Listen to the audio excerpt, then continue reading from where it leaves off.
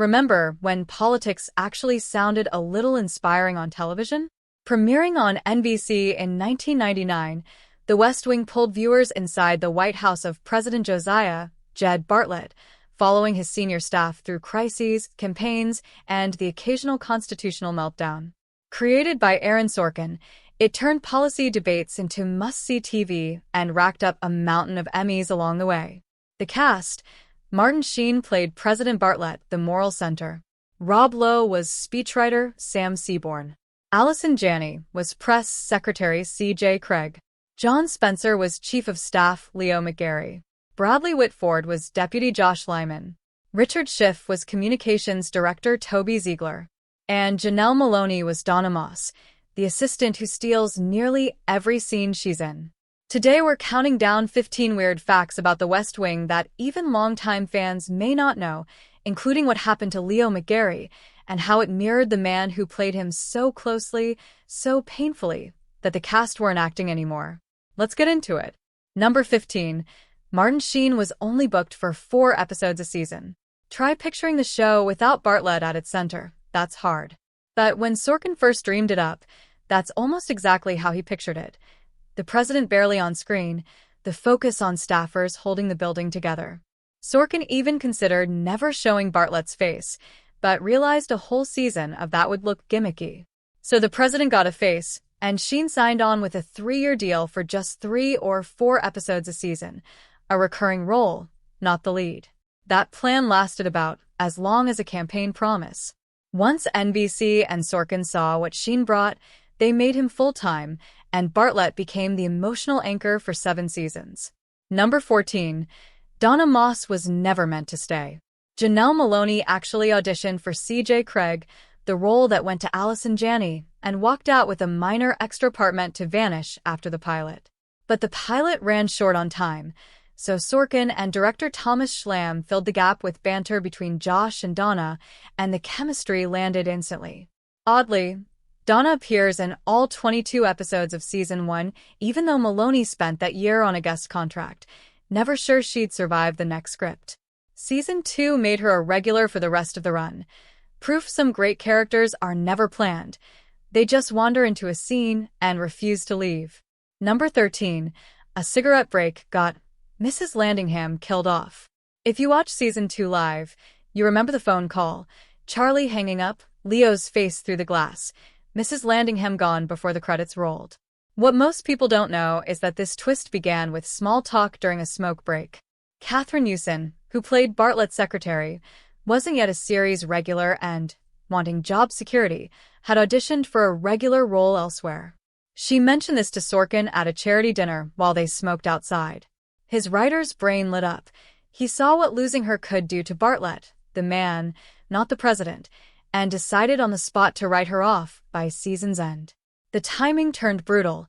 A drunk driver kills her just as Bartlet's hidden MS breaks, the blow that shatters his faith.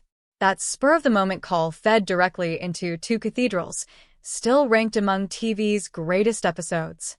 Ironically, the other job never panned out anyway, but by then her fate was sealed. She landed fine regardless, later winning 2 Emmys on Desperate Housewives, hence the running joke on set, never take a smoke break with Aaron Sorkin. Number 12. CJ's Jackal dance started as a real trailer stunt. Every long-running show has a scene fans can't stop discussing. For this one, it's CJ Craig cutting loose to the Jackal at the office party. None of it was acting. The routine was already Janney's private ritual. Between takes, she'd retreat to her trailer and lip-sync wildly to Ronnie Jordan's obscure 1993 track, cigar in hand, playing air drums. One night Sorkin wandered in, caught the performance, and stole it for the show. By the next table read, it was in the script. The twist: when filmed, her lip-sync looked too polished, so she was told to dial it back and play it more awkwardly. Most actors work at looking cool. Janney had to work at looking uncool. It paid off. For a few minutes, CJ became exactly what she was meant to be, a stressed-out coworker blowing off steam. Number 11. Bartlet's signature jacket flip was completely real. Every great character needs a signature move, and for Bartlet, it was the jacket flip, tossing his coat on like he was about to solve a crisis before lunch. It wasn't a performance. It's simply how Martin Sheen has put on a jacket his whole life.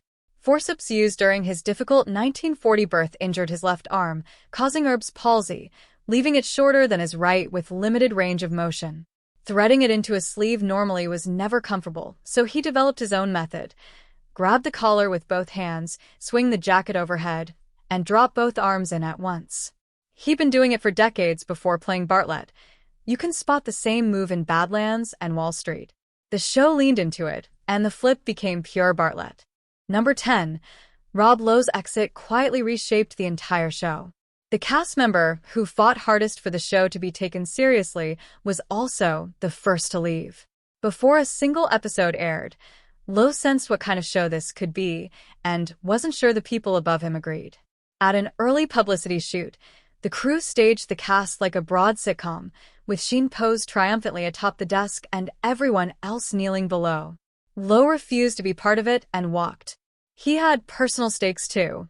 When the series premiered, the intended lead wasn't Sheen or Janny. It was Lowe, since Sam Seaborn was meant to be the audience's way into the White House. But the show grew into a true ensemble. Bartlett became its center of gravity, and Janny, Whitford, and Schiff broke out with Emmy wins. The lead role had dissolved into everybody, and that's where tensions curdled. When contracts were renegotiated between seasons 3 and 4, Sheen's pay reportedly rose to $300,000 an episode, while the rest of the cast, Lowe included, sat around $75,000. Feeling undervalued, Lowe left partway through season 4, exiting the show entirely. The fallout reshaped the series. Joshua Malina's Will Bailey took over communications, and a dangling storyline about Bartlett grooming Sam for the presidency got redirected to newcomer Matt Santos. Fittingly, the show's biggest behind-the-scenes turn was a power struggle of its own. Number 9.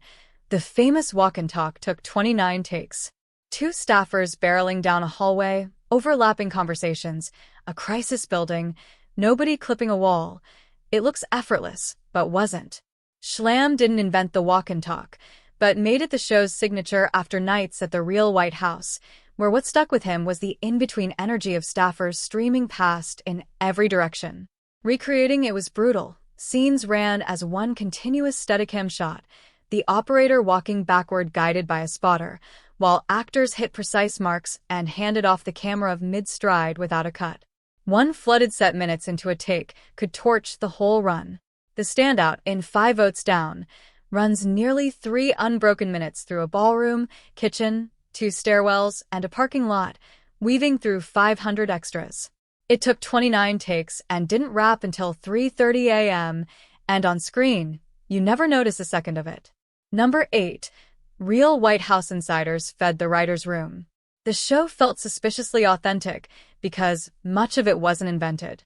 Sorkin typed every script himself, but leaned on people who'd lived it, chiefly D.D. Myers, a former White House press secretary widely credited with shaping C.J. Craig. Around her stood Lawrence O'Donnell, a former top Senate aide, Democratic pollster Patrick Cadell, and Republican press secretary Marlin Fitzwater, to keep things balanced. Their contribution went beyond fact-checking. They supplied real stories, speech rewrites, panic before a major address, turf wars over who's in the room, an ordinary Tuesday inside an actual White House.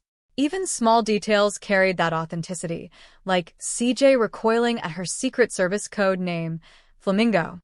The show never had to guess how the White House worked. It had people who already knew. Number 7. Big Block of Cheese Day came straight from real history. This oddball tradition isn't a writer's room invention. It's lifted from history, and the true version is even stranger. In Season 1, Leo has the staff meet with fringe groups Washington usually ignores, echoing a real 1835 event. A New York dairy farmer gifted Andrew Jackson a 1,400-pound wheel of cheddar. Officially a patriotic tribute, it was really a marketing stunt.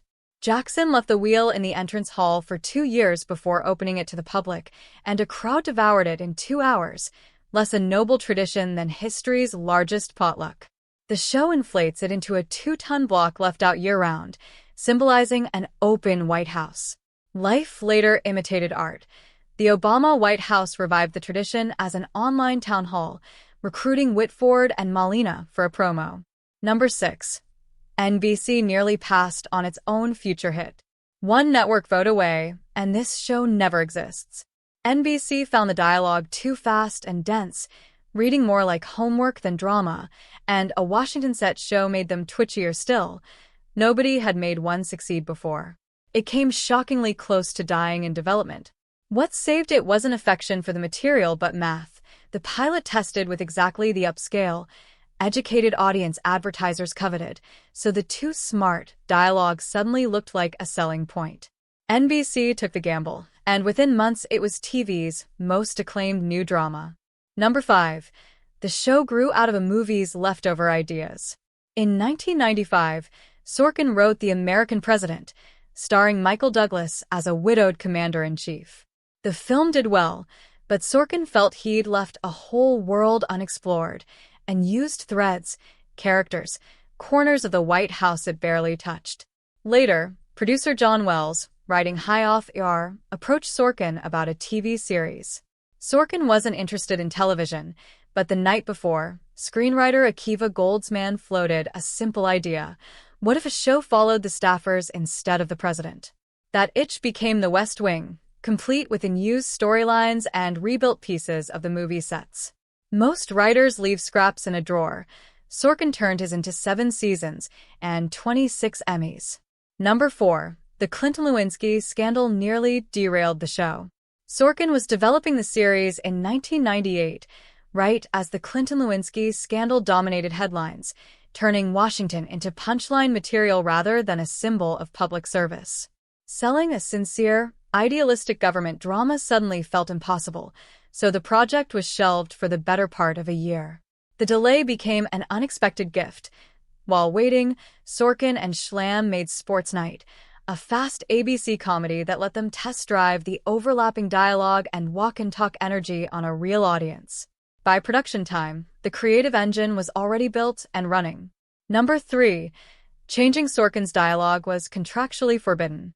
Across the first 4 seasons, Sorkin wrote or co-wrote 85 of the show's first 88 episodes, virtually alone, and he didn't want anyone altering a word, a rule written into Sheen's contract. Actors could suggest changes before filming, but once the camera rolled, dialogue had to be delivered exactly as written, down to pauses and commas, because Sorkin's rhythm and cadence were doing real work. Richard Schiff learned this the hard way.